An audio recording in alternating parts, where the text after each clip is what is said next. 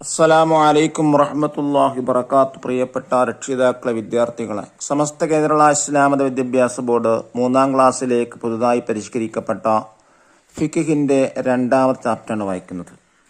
നിസ്കാരത്തിന്റെ ഷർത്തുകൾ എന്നാണ് ഇതിന്റെ ഹെഡിങ്. ഈ പാഠം കൊണ്ട് ഉദ്ദേശിക്കുന്നത് എന്താണ് ഷർത്ത് എന്ന് കുട്ടികളെ പരിചയപ്പെടുത്തലാണ്. രണ്ടാമതായി നിസ്കാരത്തെ 5 ഷർത്തുകൾ എണ്ണി കാണാതെ പഠിക്കുക എന്നുള്ളതാണ്. ഷർത്ത് എന്ന് പറഞ്ഞാൽ എന്താ? നിസ്കാരത്തിൽ പെടാത്തതും എന്നാൽ അത് കൂടാതെ നിസ്കാരം ശരിയാവാത്തതുമായ കാര്യങ്ങളാണ് ഷർത്തുകൾ എന്ന് പറയുന്നത്. ഷർത്തില്ലെങ്കിൽ നിസ്കാരം ശരിയാവില്ല. ഷർത്തുകൾ ഒരിക്കലും ഒഴിവാകാൻ പറ്റാത്തൊരു കാര്യമാണ് എന്ന് വായിക്കാം. നിസ്കാരത്തിൻ്റെ ഷർത്തുകൾ: നിസ്കാരത്തിൽ പെടാത്തതും എന്നാൽ അത് കൂടാതെ നിസ്കാരം ശരിയാവാത്തതുമായ കാര്യങ്ങളാണ് നിസ്കാരത്തിൻ്റെ ഷർത്തുകൾ. നിസ്കാരത്തിൻ്റെ ഷർത്തുകൾ 5 1. ചെറുതും വലുതുമായ ശുദ്ധികളിൽ നിന്ന് ശുദ്ധിയാവുക. അതായത് ഉളു ഉണ്ടാക്കുക, കുളിക്കുക. രണ്ടാമത്തെ ഷർത്ത് നജസിൽ നിന്ന് ശുദ്ധിയാവുക. എന്തെങ്കിലും നജസ് ഉണ്ടായാൽ, മൂത്രം, കാഷ്ടം പോലെയുള്ള നജസ് ഉണ്ടായാൽ കഴുകി വൃത്തിയാക്കുക. 3.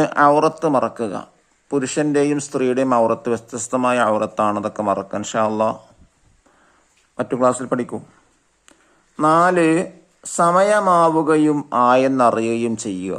സമയമാവണം, ആയാ പോരാ, അതായെന്ന് അറിയും വേണം.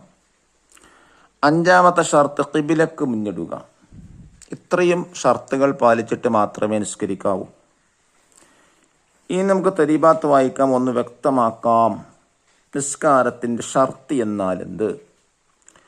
നിസ്കാരത്തിൽ പെടാത്തതും എന്നാൽ അത് കൂടാതെ നിസ്കാരം ശരിയാവാത്തതുമായ കാര്യങ്ങളാണ് നിസ്കാരത്തിൻ്റെ ഷർത്തുകൾ.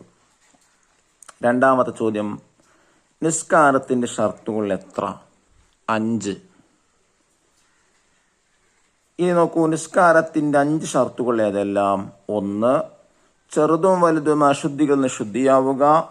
2. നജസിൽ നിന്ന് ശുദ്ധിയാവുക. 3. ഔറത്ത് മറക്കുക. 4. സമയമാവുകയും ആയെന്നറിയുകയും ചെയ്യുക. 5. ഖിബിലക്ക് മുന്നിടുക. കുട്ടികളൊക്കെ ഷർത്തുകൾ നന്നായി പഠിക്കുക, അതിൽ നന്നായി നിസ്കരിക്കുക. അള്ളാഹു തൗഫീക്ക് നൽകട്ടെ. അസ്സലാമു അലൈക്കും വറഹ്മത്തുള്ളാഹി വബറകാതുഹു.